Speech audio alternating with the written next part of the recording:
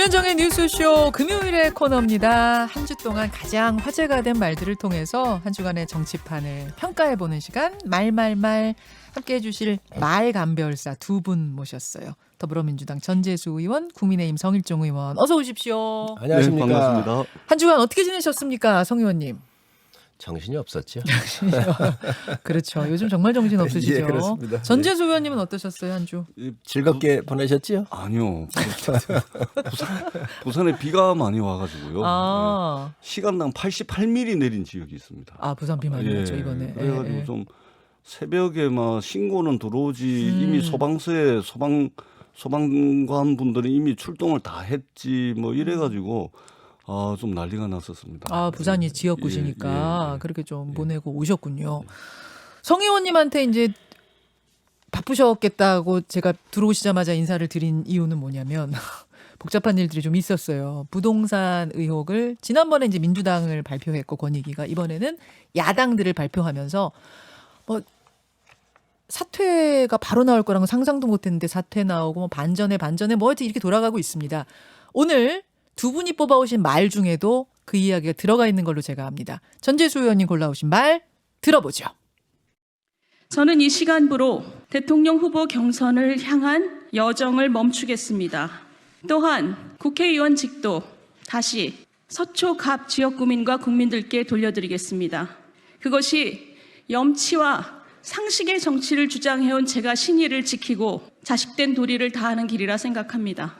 윤희숙 의원의 의원직 사퇴 및 대선 후보 중도 하차를 강하게 만류할 것이고, 어제 권익위 조사의 결과를 보면은 최소한의 구성 요건도 되지 않는 것들이거나 연좌의 형태로 이런 의혹 제기를 한 것에 대해서 저는 참 야만적이다. 국민의힘 윤희숙 의원 그리고 이준석 대표의 말을 차례로 들으셨습니다. 권익위가 야당의 부동산 전수조사 결과를 발표했는데 국민의힘 12명 의원이 이 의혹이 있는 것으로 확인이 됐다는 거죠. 그중에 한 명인 윤희숙 의원은 당에서는 그 정도면은 소명이 인정된다라고 했음에도 기자회견을 열어서 의원직을 사퇴하겠다 한 겁니다. 자, 전재수 의원님 왜 이 말을 골라오셨어요? 우리 성일종 의원님 눈빛을 보니까 어제 걱정이 많이 되셔가지고 잠을 제대로 못 주무셨는데 왜 그러세요? 잘 주무셨대요. 신났다니까요. 민주당이 지금. 그럼에도 불구하고 오늘은 제가 좀 말씀을 좀 드려야 되겠는데요. 예. 이거는 윤희숙 의원이 주연을 맡고 이준석 대표가 조연을 맡은 대한민국 대표 심파극단이 출연한 거다. 이렇게 봅니다. 심파극단. 극을 보시는 것 같으셨어요? 심파극단이 출연을 했고, 그리고 이 주연과 조연이 만들어내는 한 편의 심파극을 보고 있는데요. 한번 보세요. 그날 윤희숙 의원과 이준석 대표가 서로 붙들고 서가지고 울고불고 하면서 이러면 안 된다, 진짜 안 된다 이러고, 또 한쪽에서는 나를 잡지 마라, 이게 나의 정치다 이러면서 눈물을 자아내는 한편의 심파극이죠. 잘 아시겠지만 심파극이라는 것은 주로 이제 강력한 정서적, 말하자면 자극이 있는 내용으로 해가지고 대개의 경우에는 주인공이 굉장히 어려운 처지에 몰려가지고 관중의 눈물을 자아내다가 끝끝내는 행복을 찾는다, 이런 이제 결말에 이르게 되는데 이 심파극에서는 윤희숙 의원 주연의 그리고 이 조연 이준석 대표의 이 심파극에서는 과연 행복을 찾는 그런 결말에 이르지 못할 거로 보여집니다. 다만 이 심파극은 대체적으로 이제 권선징악적 교훈을 주죠. 행복한 결말에 이르지는 못하지만 우리 사회에 권선징악적 교훈은 줄 수 있을 것이다. 저는 이렇게 이제 보고 있습니다. 무능한 정부가 국민의 삶을 피폐시키고 자산 격차를 만들어 놓았었던 이 책임이 이 정부한테 있거든요. 그런데 이제 윤희숙 의원이 부동산 문제가 불거지면서 이 모든 것을 덮어 씌우고 본인의 과호를 벗어나 보려고 하는 그런 몸부림인데, 아마 그 민주당이 굉장히 좀 좋아하는 것 같아요. 네, 그러세요 서로. 이 정권의 가장 아픈 부분 중에 하나가 바로 이 부동산 문제잖아요. 자산의 격차를 이게 부동산 통해서 문제죠. 꿈을 다 망가뜨렸고 2030, 40의 등을 돌리게 했었던 가장 큰 원인이었고요. 두 번째 윤희숙 의원은 또 이재명 지사를 상당히 저격을 많이 했죠. 기본소득 문제 이런 그렇습니다. 것들이요. 예. 그러다가 보니까 이참에 잘 됐다. 그러고 가장 환호하고 있는 게 지금 우리 전 의원님을 비롯한 민주당 의원님들 아닌가 싶습니다. 아니 저는 윤희숙 의원이 진짜 임차인인 줄 알았거든요. 임차인. 예, 오늘날 윤희숙 의원이 대통령 선거에 출마를 할 수 있는 기틀을 만든 것이 작년 7월 달에 있었던 국회에서의 5분 자유 발언, 5분 연설인데 예. 거기서 저는 임차인입니다. 마치 마틴 루터킹 목사가 나에게는 꿈이 있습니다 하듯이 예, 나는 임차인입니다. 그래가지고 말하자면 오늘날의 정치인 윤희숙을 만들었는데 그것도 전부 거짓말이었어요. 예? 이 다주택자였던 거 아닙니까? 임차인은 임차인인데 네. 임대인이면서 그렇죠. 임차인이었다 그 그러니까 말씀이신 거죠? 자기가 나는 임차인입니다 해가 국회 연설을 하고 난 뒤에 다주택자 논란이 생기니까 바로 윤희숙 의원 자기 블로그가 있거든요. 예. 거기에는 뭐라고 또 그 제목을 바꾸냐면 임차인입니다. 이거를 임대인이자 임차인입니다. 이래가지고 자기 블로그에 또 바꾼 적이 있습니다. 제가 조금 핵심으로 들어가서 질문 드릴게요. 그러니까 윤희숙 의원이 정말 아버지 땅을 몰랐느냐가 핵심입니다. 알았다면 이분이 부동산 전문가시니까 그런 식의 소유가 농지법 위반인 걸 단번에 알았을 거예요. 따라서 정말 아버지 땅을 몰랐느냐 여기서부터 질문이 시작됩니다. 근데 이제 잘 들어보니까 80대 아버님이 농사를 안 짓는데 농지를 구입했다 정도면은 그냥 이제 농지법 위반입니다. 근데 땅 투기를 생각하고 이분이 땅을 사신 건 아니야? 이런 의심이 든다는 게 여당이 얘기인 거고요. 왜냐하면은 서울 사는 80대가 왜 세종시에 가서 3,000평의 농지를 샀는가 이 부분에 대한 거고 그 땅이 5년 만에 8억에서 18억대로 10억이 올랐다. 그러니까 일반적인 시골 농지보다 오름세가 높았다. 왜 그런가 했더니 그 주변에 산단이 생겼다. 산업단지가. 이게 정말 우연인가? 물론 우연일 수 있어요. 우연인가 아닌가? 우연이고 이 땅의 존재를 윤 의원이 정말 몰랐다면 그건 그냥 아버지 농지법 위반으로 끝나는 거예요. 예, 그냥 끝나는 거고 윤 의원은 이미 출가했고 그래서 아주 독립되게 살았습니다. 하지만 이제 그래서 상당히 억울하지만 나는 의원직 사퇴하겠습니다. 정치인으로서. 이렇게 하면 이제 끝나는 거예요. 근데 그게 아니라 이 구입이 우연이 아니고 윤 의원이 이 땅의 존재도 알았다면 이제 그때부터는 복잡해지는 거죠. 그렇습니다. 예, 바로 아주 잘 정리를 해주셨는데 역시 이 정리의 달인이십니다. 자, 이 다음부터는 여러분들 예. 두 분이 자. 평가하시면 저는 이제 여기까지 나온 예, 얘기만 예. 정리한 겁니다. 그러니까 여기서 벌써 이제 윤희숙 의원이 실망스럽게도 거짓말이 다 드러납니다. 윤희숙 의원이 엊그제 기자회견을 어떻게 하셨냐면 아버지가 농사를 지으면서 남은 생을 보내겠다는 소망, 이 소망이 있어서 땅을 산 것으로 알고 있다. 이렇게 예. 말씀을 예, 하셨는데 예. 어제 JTBC가 윤희숙 의원 부친 인터뷰를 했습니다. 그런데 이 부친께서 뭐라고 하시냐면 세종시에 투자할 건물을 보러 갔다가 말하자면 농지를 샀는데 근데 이 농지 앞에 산업단지도 생기고 그 건너편에 무슨 뭐 전철도 들어오고 그래가지고 갑자기 욕심이 생기더라.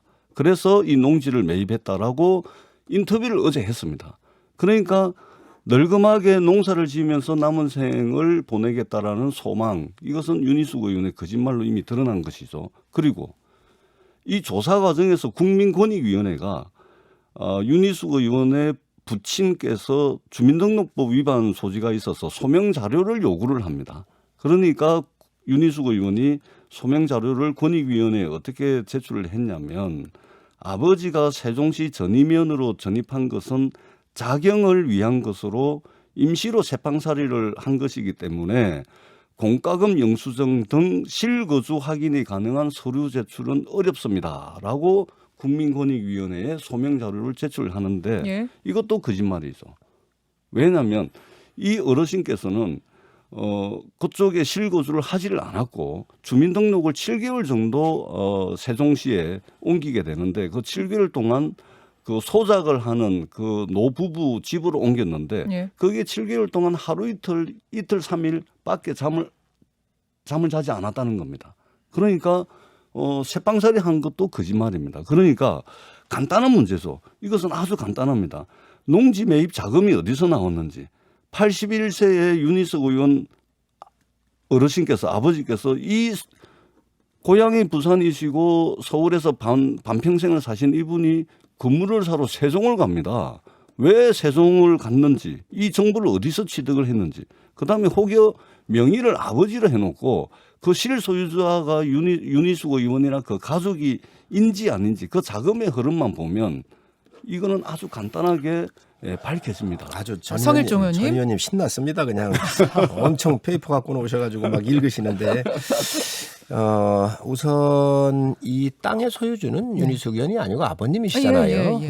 그러니까 자금이 만약에 윤 의원이 추적을 해서 들어갔다고 한다면 문제에 대해서 책임을 져야지요. 그래서 수사를 본인도 원하고 있고 그러니까 수사를 하는 게 저는 마땅하다고 보고요. 또 그런 거에 대한 책임이 있으면 질 필요가 있다고 생각을 합니다. 그런데 지금 여당이 지금 그 너무 도를 넘은 공격을 하고 있다고 생각을 해요. 뭐냐면 산업단지를 하는데 KDI가 예타를 했다. 예타 안 했습니다. 다 민간 산업단지입니다. 그래요. 그렇습니다. 그래서 그 어제 그러니까 민간 산업단지도 있고 이제 정부가 예타를 하게 돼 있는데 예타하는 건 정부가 개발하는 정부 공적 자금이 들어가는 것만 예타를 하게 돼 있는데 그 민간들이 잘못 알고 계십니다. 아닙니다. 다시 확인해 보십시오. 제가 확인하고 나왔습니다. 그래서 이런 것도 아니라는 얘기를 들고 주민법, 농지법 위반한 건 맞습니다. 그러니 이거에 대해서 법적 책임을 져야 한다고 생각을 하고요.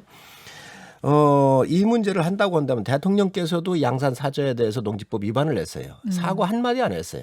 저 개인적으로는 대통령께서 그럴 수 있다고 생각을 해요. 왜 퇴임 후에 경호의 문제나 이런 것들이 있기 때문에 할 수 있다고 생각하지만 대통령도 농사를 졌느냐 안 졌느냐 하면서 말씀을 하셨거든요. 그거 거짓말입니다. 그래서 이런 부분 또 김의겸은 뭐라고 할 거예요. 청와대 대변인 어떤 사람은 뭐라고 할 거예요. 양의원 의원이 어제 나와서 반박을 하던데 저는 윤희숙 의원 디펜스 할 생각이 없습니다. 문제가 있으면 책임지고 의원직 사퇴한다 그랬잖아요. 예. 지금 의원들 중에서 그래도 책임지고 사퇴한 사람이 있습니까? 유일한 게 윤희숙입니다. 그런데 지금 여당이 이런 의원 대통령에서부터 여기는 책임 더 많은데 지금 윤희숙 의원을 공격할 수 있습니까? 문제는 말이죠. 이 정권의 실정을 윤희숙을 통해서 덮고 또 지금 이재명 지사를 공격했었던 거에 대한 안갚음인데 이건 치졸한 방법이에요. 이게 안갚음이라고 그리고 보세요? 여당 내에서 한 명이라도 사퇴라도 하고 나서 공격을 한다면 모르겠다. 자기 눈에 들어가 있는 티부터 보시기 바랍니다. 우리 성일종 의원님이 더 신나하시는 것 같아요. 아니, 시간이 짧아서. 근데 그런 식으로 말씀하시면 하수입니다. 하수. 왜 그러냐면 지금 윤희숙 의원 이야기하고 있는 겁니다. 그동안 김의겸 의원 얼마나 공격했습니까? 문재인 대통령 얼마나 공격했습니까? 그때 공격 많이 하신 걸로 이 자리에서는 더 말씀 안 하시고 지금 윤희숙 의원 말씀을 드리는 것이고요. 예타 말씀을 하셨는데요. 국가산업단지가 있고 지방산업단지가 있습니다. 국가산업단지의 경우에는 KDI가 예비타당성 조사를 하게 돼 있고 지방산업단지의 경우에는 해당 지방자치단체의 승인권이 있지만 국토부에 반드시 신고를 해야 지정을 득할 수가 있는 겁니다. 그러니까 그 윤희숙 부친 어르신 그 땅 주변에 5개의 산단이 있어요. 그 중에 말하자면 국가 산단이 있습니다. 그리고 윤희숙 의원이 2016년도 당시에 KDI 근무를 할 때 예타를 한 게 있습니다. 그것이 윤희숙 의원이 한 건지 안 한 건지는 모르겠지만 그 KDI에 그 경제학 박사들 몇천 명 있는 거 아닙니다. 그 중에서 어느 부서에서 예타했다 그러면 그거 다 돌고 돕니다. 담당 부서는 아니었다고 이렇게 입장을 그러나 나오는데 알 수 있다. 안에서 그럼 전 의원님 여러 수천 명이 있는 게 아니거든요. 전 의원님 산단 얘기하시는데 저희 지역도 산단이 많아요. 성일종 의원이 지었고. 그럼 굉장히 많지요. 자동차에서부터 석유화까지 많이 있는데 산단 5개 있는 게 맞습니다. 근데 4개는 민간이 개발한 거예요. 조그마해요, 규모가. 네. 그래서 그것들은 예타가 아니고 한 곳이 있습니다. 근데 이거는 부친께서 땅을 산 것은 이 산단이 개발 예타하기 전에 시작하기 전에 산 거예요. 예타 시작 전에 샀다. 그렇습니다. KDI 그렇습니다. 예타. 그래서 그거하고 일치를 안 하지요. 그거는 확인해 보시기 바랍니다. 그러니까 이 어르신께서 81살입니다. 2016년도에 우리나라 81살에 돈 8억을 들고 세종시로 갑니다. 그리고 그 세종시에 2016년도에 땅을 사는데 세종시에는 윤희숙 의원이 KDI에 근무를 하고 있을 때고, 그리고 예타는 KDI가 하지만 이 예타라는 예비타당성 조사라는 이 용역은 기재부가 정부의 모든 예타를 말하자면 KDI에 용역을 주는 것이죠. 거기에 말하자면 그런 기재부의 최경환 부총리의 정책보좌관이 또 없었다니까요, 전 의원님. 그렇지 않습니다. 제보가 있었다는 그거 얘기하시는 거예요? 아니. 의원님께서 말씀하시는 거는 지금 2019년도 자. 6월 달에 고시가 된 거를 말씀하시는 지금 겁니다. 아니 우리 전 의원님 잘못 알고 계신데 국가산단 하나 있는 곳은 그러면은- 굉장히 시간적으로도 거리적으로도 많이 떨어져 있어요. 여기 영향을 안 줘요. 나머지 그러면은 민간 부산 기업이 출신의 서울 동대문구에 사시는 반평생을 거기 사신 81살 드신 어르신께서 돈 8억을 들고 세종시에 건물 사러 가고 갔다가 왜 땅을 삽니까? 그러니까 그게 투기도 아니, 될 수 있습니다. 따님이 서울대 자, 경제학과를 나왔 제가 정리하겠습니다. 아니요. 제가 정리하겠습니다. 일단 핵심은 이 아버지가 하신 이것이 이제 농지법 위반이냐, 투기냐, 미공개 정보 이용이냐, 어느 단계까지냐는 이제 아버지 일인데, 그것을 윤희숙 의원이 알았냐 몰랐냐, 이게 핵심인 거예요. 그렇습니다. 이게 핵심인 거예요. 근데 전 의원님은 앵커님, 모를 수가 없다 그러니까 이거죠. 잠시 보세요. 네. 서울대 경제학과를 나왔습니다. 윤희숙 네, 의원이. 네. 그리고 해외 전 의원님 유학파 신났어요, 경제학 신났어. 박사입니다. 예. 박사고요. 대한민국의 최고의 경제 전문가들이 모여서 예.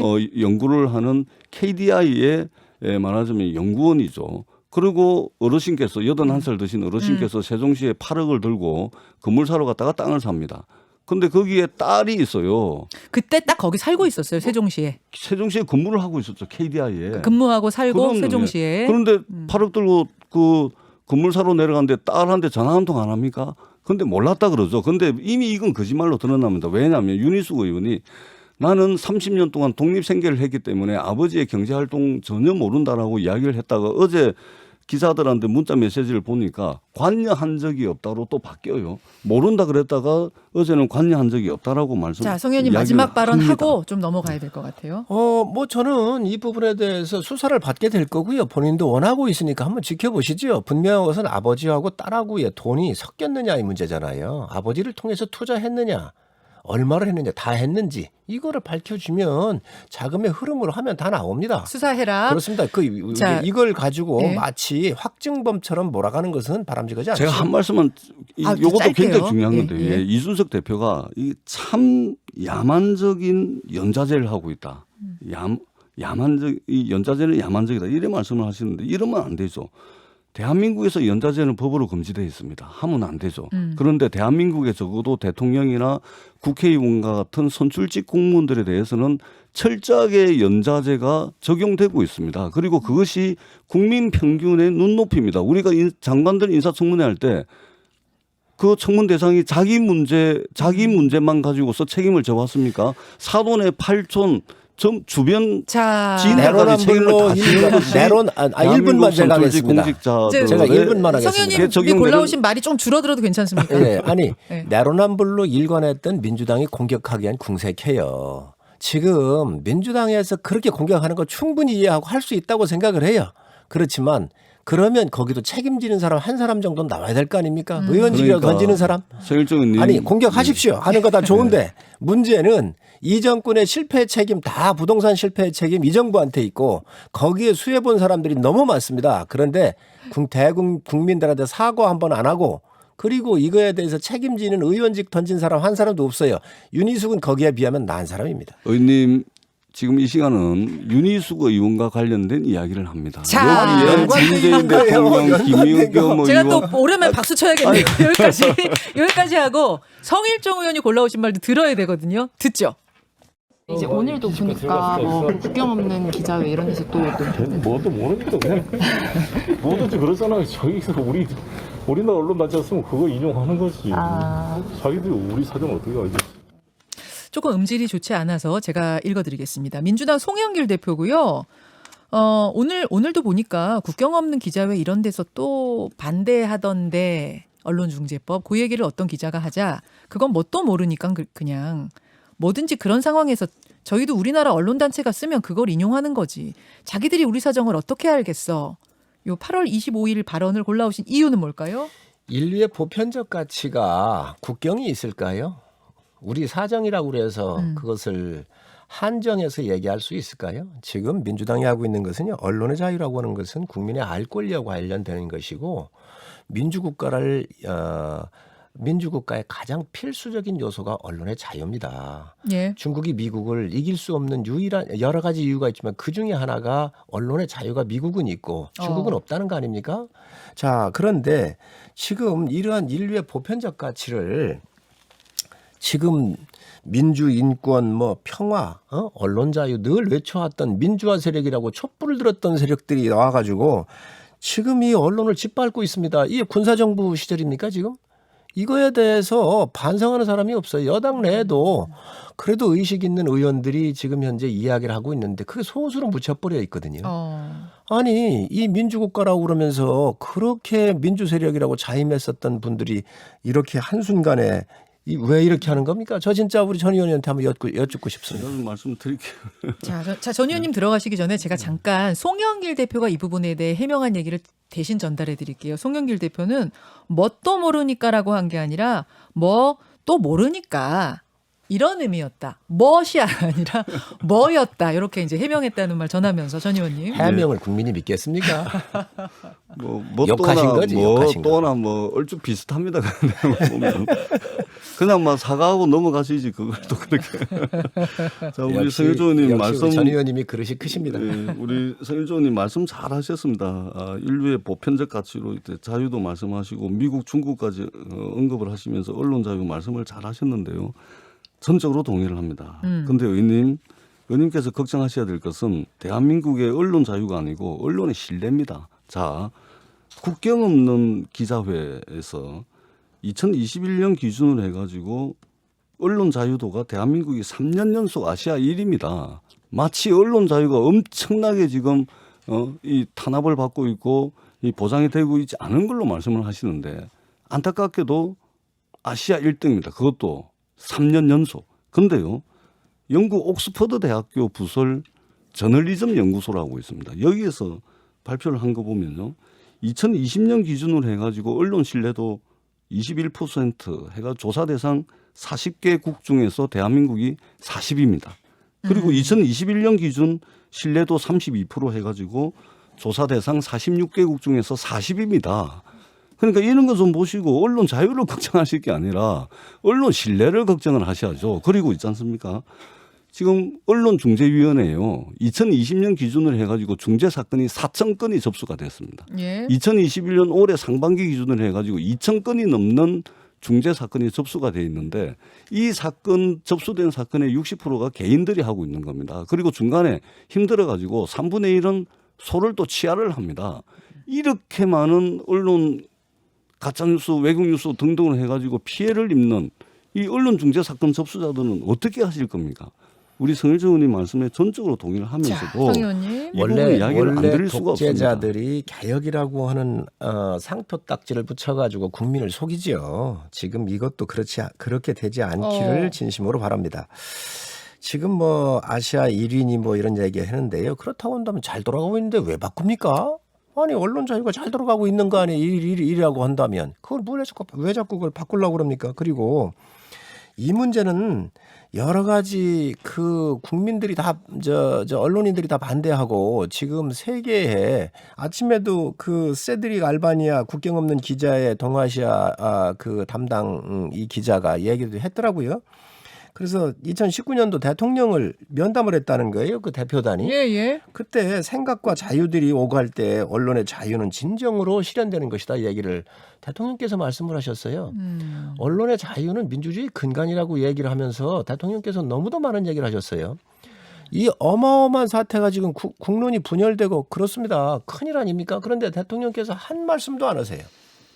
국회 운영위에서 대통령 비서실장이 나오셔가지고 이왜 묵시적 동의로 그러면 봐도 되겠느냐? 청와대가 아무 얘기를 안 했는데 그러니까 해석은 자유롭게 하십시오. 또 이렇게 얘기를 하셨어요. 아니 지금 여당 내에서도 지금 내분이 일어났어요. 대통령은 여당이 뽑은 대통령이고 예. 여당에서 탄생한 대통령이고 네. 대통령이 이 국론 분열이 될 때 책임이 있어요. 그럼 대통령께서 이 중요한 대한민국 민주주의의 가장 기둥이라고 본인께서 말씀하신 이 언론 자유가 지금 현재 경각에 달려 있는데 한 말씀도 안 하신다고 하는 건 왜 안 하시는 거지요?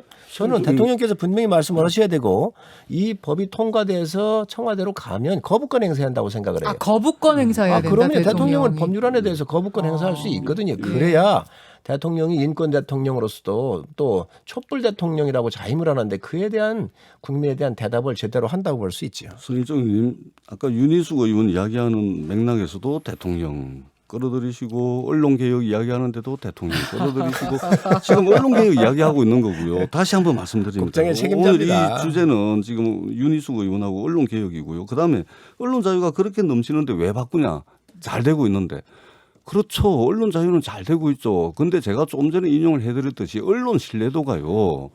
대한민국이 이런 최하위권이기 때문에 지금 이야기를 하는 그리고 의원님 대한민국 헌법에는요. 언론의 자유가 명백하게 기술이 되어 있습니다. 그런데 예. 헌법 21조에 언론 자유에 맞춰가지고 언론으로 인한 피해 구제도 헌법에 규정이 되어 있습니다. 그리고 그것이 2004년도에 언론중재법으로 지금 된 법 다 것이고요. 있습니다. 전 의원님. 법이 다 있습니다. 자, 제가 좀 끼어들어서 예. 손해배상할 수 있는 민형사적인 책임 물을 수 있는 모든 제도가 다 있습니다. 예, 제가 끼어들어서 두 분께 약간만 질문 드린 다음에 마칠게요. 지금 말씀하신 것처럼 기존의 법이 있는데 더 강화하자는 징벌적 손해배상 5배를 묻는 법인 거죠. 이제 이것이 과도하다. 그러니까 고의나 악의의 기준도 모호하고 이것이 기존의 법이 있는데 더 하는 것이 과도하다라는 어떤 헌법학자들의 지적이 있는 상황입니다만 민주당은 그리고 민주당 안에서도 다른 목소리가 나옵니다만 이대로 간다 확정인가요? 내부 논의를 좀 하고 있고요. 예. 예, 고의 중과실에 대한 모호함 뭐 이런 것들은 저희들이 이야기를 잘 듣고 있습니다. 그다음에 저희들이 수차에 걸쳐서 언론 시민단체 또 야당의 의견들을 들어가지고 일부 이제 반영을 해서 법 개정 사항에 반영을 한 것도 있습니다. 그렇기 때문에 저희들이 조금 전에 말씀드렸듯이 언론 자유는 넘쳐나는데 언론 신뢰를 어떻게 하면 좀 확보를 할 것인가라는 문제의식으로부터 시작이 된 것이고. 그 부분에 대해서 반대할 사람은 없는 것 같고 예. 그 방법이 이 법안의 내용으로 맞는 것이냐 부작용이 더 큰 거 아니냐 그것에 대한 우려인 것 같은데요. 그렇습니다. 그래서 그런 의견이 있는 것 저희들이 잘 알고 있고요. 예. 좀 전에 말씀드렸듯이 일부 법 개정할 때 이제 반영을 한 부분들도 있고 저희들이 30일 처리 예정인데 처리한다. 처리 예정인데 그 사이도 두 길을 열고 네. 적극적으로 의견을 청취를 할 겁니다. 그리고요. 알겠습니다. 대한민국 또는 어떤 사람이든 간에 법 적용 대상이 되는 순간 다 거부감을 가지고 있습니다. 뭐가 이 말씀을 급해서 새벽 드리도록 4시에 이거 통과를 시킵니까? 또 누구를 위해서 이렇게 서두릅니까? 해야 될 정말. 시간에 국민의힘 의원들께서 자, 방해를 국민들, 하시니까 새벽 국민들 4시까지. 야당이 그렇게 반대하는데 지금 12시는 안 넘겼으면 좋겠습니다. 그리고 저희도. 민주당은 말이죠. 옛날에 테러 방지법 같은 거 할 때 반대하고 사드 같은 경우 반대했을 때 그 당시로 한번 돌아가 보시기 또 바랍니다. 다른 걸 그래서- 끌어들입니다. 자, 그런 식으로 다 연결도 안 돼 있어요. 제가 일단 당군 두 분께 조사님께서 다 소환을 하실 것 그러니까 같아요. 불리한 건 빼달라 그러고 유리한 것만 다 지금 여기서 얘기하시자고 그러는데 잠시만요. 예, 잠시만요. 이야기하면 뭐 이 이야기가 됩니까? 토론은 사실 두 분 전에도 저희가 여러 차례 여야 의견과 의원들과 토론을 한 내용이라서 아마 여기까지만 하셔도 청취자들이 충분히 이해하실 거라고 보고요. 뒤에 아프가니스탄 얘기 하실 분이 좀 기다리고 계셔가지고 두 분과는 여기서 인사 나눠야 될 것 같습니다. 아침부터 미안합니다. 아니, 오늘 말 고맙습니다. 네, 감사합니다.